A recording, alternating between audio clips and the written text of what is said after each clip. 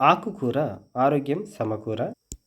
ఆకుకూరలు ఆరోగ్యాన్ని పెంపొందిస్తాయి. నేటి ఉరుకుల పరుగుల జీవితంలో చాలామంది ఆరోగ్యాన్ని పట్టించుకోవడం లేదు. చిన్న వయసులోనే రోగాల బారిన పడుతున్నారు. శాకాహారానికి ఎంతో ప్రాధాన్యత ఉంది. జబ్బులు దూరం. శాకాహారంలో పాలు, పండ్లు, కూరగాయలు, ఆకుకూరలు, గుడ్లలో కొవ్వు లేకపోవడం వల్ల గుండె సంబంధిత జబ్బులు దరిచేరవు. ఆకుకూరలు, కూరగాయల్లో ఉండే యాంటీ ఆక్సిడెంట్ల కారణంగా క్యాన్సర్ వంటి ప్రమాదకర రోగాలు రావని సర్వేలు చెబుతున్నాయి. ఆకుకూరల్లో తక్కువ కొవ్వు ఉండడం, అధిక ప్రోటీన్లు, ఖనిజ లవణాలు, ప్రోటీన్లు ఉండడంతో బెరడు, ఇంటి మిద్దెల పైన పెంచుకునే వీలుంది.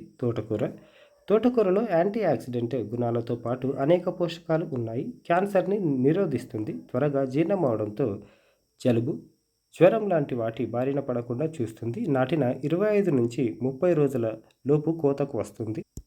గోంగూర, పుంటికూర తినడానికి కాస్త పుల్లగా అనిపించిన రక్తహీనత సమస్య దరిచేరదు. గుండెకు బలం చేకూరుతుంది. విత్తిన నాటి నుంచి 15 నుంచి 20 రోజుల నుండి గోంగూర ఆకులను ఆహారంగా తీసుకోవచ్చు. బచ్చలి కూర వినియోగించడం వల్ల శరీరంలో ఉన్న వేడి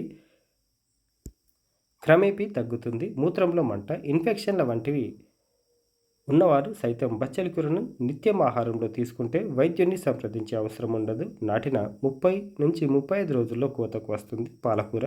పాలకూరలో రక్తాన్ని శుద్ధి చేసే తత్వం అధికంగా ఉంటుంది. పాలకూరలో విటమిన్ సి, ఏ, మెగ్నీషియం, ఫోలిక్ యాసిడ్ వంటి ఖనిజాలు క్యాన్సర్ వ్యాధులను నిరోధించడంలో తోడ్పడతాయి. ఊపిరితిత్తులు, రొమ్ము క్యాన్సర్ను అదుపు చేయడంలో